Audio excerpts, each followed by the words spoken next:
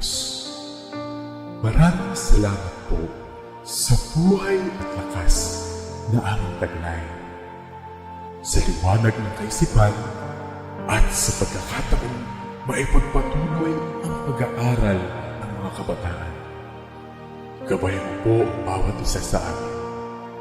Anuman ang bahagi na aming gagampanan, naway maging maayos at matagumpay ang pagtuturo at pag-aaral na aming gagawin sa araw na ito. Patawarin mo po kami sa aming mga pagkulang at pagkakasala. At sa aming paggawa, ikaw po ang aming makasama. Amen.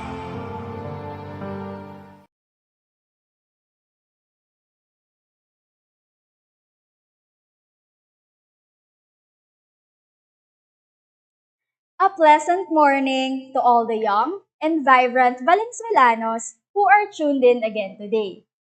I will be answering some of your questions during our previous Facebook Lives. This will also serve as a review on our previous lessons. Are you ready? Let's begin. From the topic, Knowing and Understanding Oneself. A question from AJ Santos of Malinta Senior High School. I am not confident with myself. What should I do? Jason, lack of confidence is an indication of having a low self-esteem. You tend to lack confidence because you think that you are not enough and you are afraid to make mistakes. Take a look at yourself in the mirror and examine yourself. Afterwards, try making a list of your strengths and limitations and create a plan on how you will work on your weaknesses. Another question from JV Hudilia of Ugong Senior High School. I really want to know how to develop myself.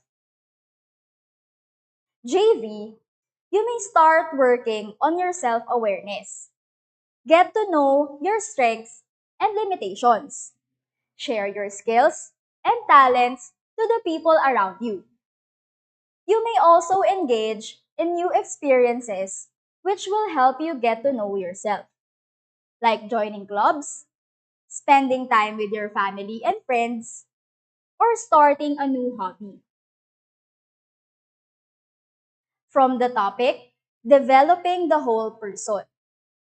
A question from Patricia Malones of Bignay Senior High School.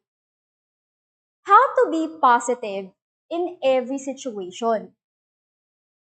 Being positive means looking at the brighter side of things.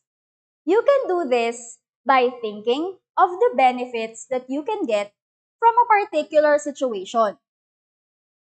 Ask yourself, what have you learned from it? What good did it do to you? Just remember that being positive all the time may result in unrealistic thoughts and beliefs. You may become disconnected from reality. It would be best to always look at both sides in every situation. A question from John Raymond Afable of Vicente P. Trinidad Senior High School. Is failure a massive part of success? Failure is part of success. Successful people often have stories of failure in the beginning, but instead of giving up, they actually strive harder to achieve their goal. Their failure is what brought them to success. If you never try to do anything, you will never fail or succeed. But when you try to learn a new skill or try to pursue something, you will gain both failure and success. Failing means that you are one step toward success. From the topic, Developmental Stage and Challenges in Middle and Late Adolescence. A question from Ralph Valen Quebral of Malinta Senior High School. I am doing my best to accept myself, but it's just too hard. I feel that I am not lovable. Try to review the standards that you set for yourself. How do you define being lovable? Is this based on the standards of other people? Do not measure your self-worth based on other people's opinion. Doing this will only result in feelings of inadequacy and loneliness. Instead, set your own standards. Be kind to yourself. Always remember that you must love and accept yourself first to be accepted and loved by others.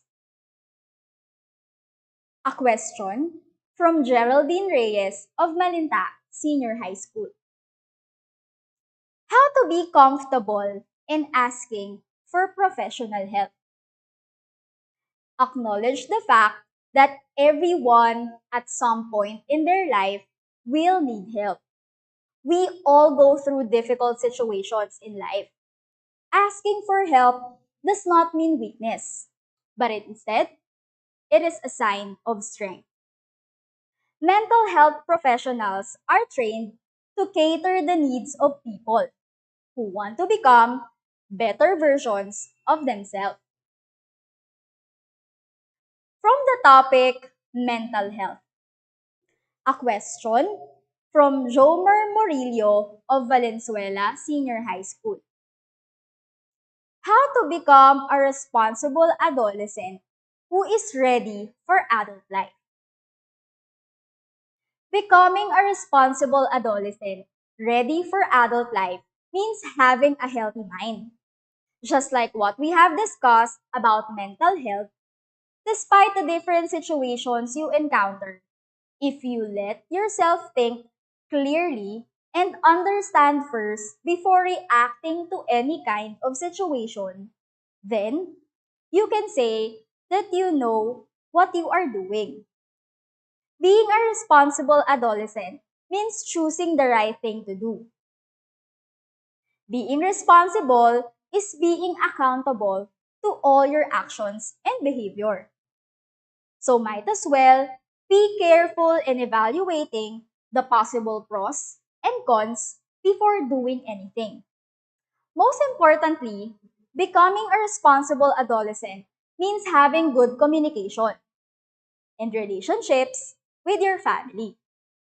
It is easier said than done, but always bear in mind that having a good relationship with them will bring good to you, especially in times of problems and challenges. A question from Jervy Bustamante of Punturin Senior High School. How to communicate with a person who has mental health concerns? Communicating with the person who is experiencing mental health concerns could be challenging. You may want to take into consideration the following. First, focus all your attention to that person and set aside other things at the moment. Let the person share his or her thoughts and feelings first before you give advice. Your main task is just to listen. Sometimes, being heard is the only thing that they need. Second, do not think that he or she is not competent and will just believe anything that you will say. Mental health issues are not directly connected to a person's capacity to think. So there is no need to say things that are not true. Third, do not try to diagnose the person. Your task is to listen and make that person feel that he or she is not alone. These tips can be helpful, but individuals and circumstances always differ. So you have to know what suits better in every situation and think of approaches that will work for you and the person you are trying to help. From the topic, coping with stress. A question from Eilish Dale Sumawang of Paso de Blas Senior High School. What is the difference between anxiety and depression? According to the American Psychological Association, anxiety is an emotion characterized by feelings of tension, worried thoughts, and physical changes like increased blood pressure. On the other hand, depression is a mental disorder characterized by lack of interest and pleasure in daily activities, significant weight loss or gain, insomnia or excessive sleeping, lack of energy, inability to concentrate, feelings of worthlessness, or excessive guilt, and recurrent thoughts of death or suicide. A question from Beth Jefferson Baluyot of Genti de Leon Senior High School. How can I manage stressors more effectively? Beth, keep in mind that stress is part of your everyday life. You cannot avoid stress.